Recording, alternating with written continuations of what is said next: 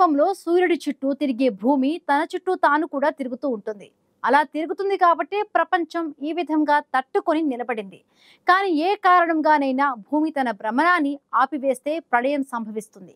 భూమిపై ఉన్న ప్రతి వస్తువు అత్యంత వేగంగా ఒకవైపుకు విసిరివేయబడతాయి. సముద్రాలు మరియు వాతావరణం కదిలి భూమిపై ఉన్న జీవరాశి నాశనమవుతుంది. భూమి రెండు భాగాలుగా విడిపోవచ్చు లేదా తీవ్రమైన వాతావరణ మార్పులు సంభవించవచ్చు. అదేంటో ఇప్పుడు చూద్దాం.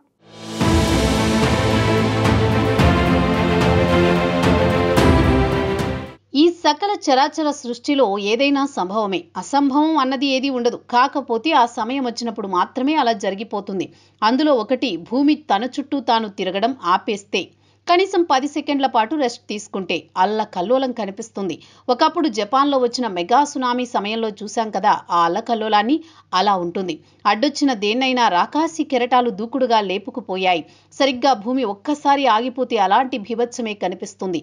అంతకన్నా ఎక్కువగానే సర్వనాశనం జరుగుతుంది. దానికన్నా ముందు భూమి, సూర్యుడు, వాటి భ్రమణాలు, పరిభ్రమణాల సంగతి చూద్దాం. సౌర కుటుంబంలో బాసైన సూర్యుడి చుట్టూ భూమి తిరుగుతూ ఉంటుంది. అలాగే భూమి తన చుట్టూ తాను ఎడమవైపు నుంచి కుడివైపుకు తిరుగుతూ ఉంటుంది. భూమి ఇలా తిరుగుతోంది కాబట్టే మనకు 24 గంటల్లో ఓ రోజు పూర్తవుతోంది. రోజులో 12 గంటలు వెలుతురు, 12 గంటలు చీకటి ఏర్పడుతుంది. ఇలా క్రమం తప్పకుండా భూమి తన చుట్టూ తాను తిరుగుతూ సూర్యుడి చుట్టూ తిరగడం వల్లే మనకు వాతావరణం, ఋతువుల్లో మార్పులు వస్తూ ఉంటాయి. మనం భూమి మీద నిలబడుతున్నామన్నా, ఏ వస్తువైనా కదలకుండా ఉన్న స్థానంలోనే ఉందంటే దానికి కారణం భూమి తన చుట్టూ తాను తిరుగుతుండడం వల్లే. భూమి గంటకు 1700 కిలోమీటర్ల వేగంతో తిరుగుతున్నందువల్లే ఇదంతా సాధ్యపడుతోంది. ఇది చాలా కాలంగా కొనసాగుతోంది. ఎంతకాలం నుంచి అంటే సైన్స్ చెబుతున్న ఆధారాలను బట్టి కనీసం 450 కోట్ల సంవత్సరాల కింద భూమి పుట్టినప్పటి నుంచే ఇలా తిరుగుతోంది. ఈ భ్రమణాన్ని ఆపే శక్తి దేనికి లేదు. సూర్యుడి గురుత్వాకర్షణ శక్తికి లోబడి తన వెంట చంద్రుణ్ణి తిప్పుకుంటూ తన చుట్టూ తాను తిరుగుతుంది.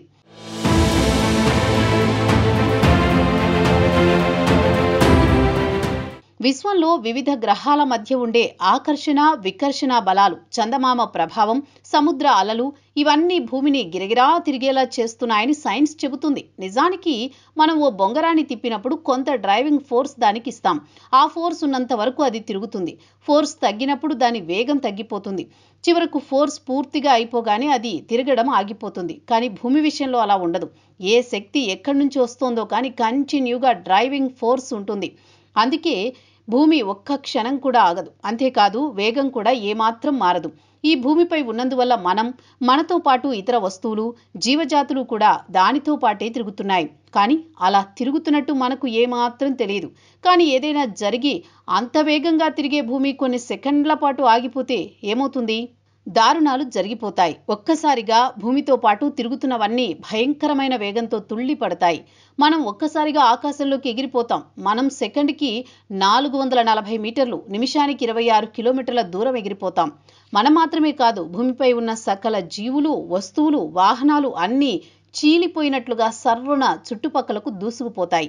భవనాలు ఒక పక్కకు విరిగి పడతాయి.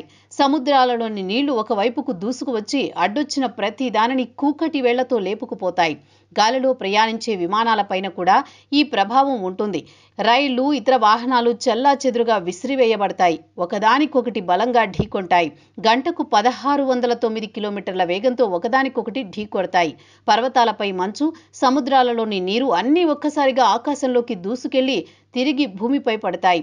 అంతా క్షణాల్లో జరిగిపోతుంది.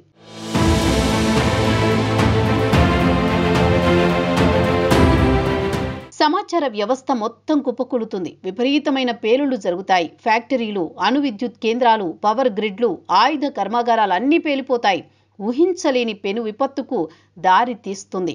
ఇక భూమిపై జీవరాశి అన్నదే మిగలదు. ఎప్పుడైతే భూమి ఆగిపోతుందో అప్పుడు కరెంట్ ఆగిపోతుంది. సముద్రాలపై గాలి భూమిని చేరదు. భూమిపై వేడి విపరీతంగా పెరిగిపోతుంది.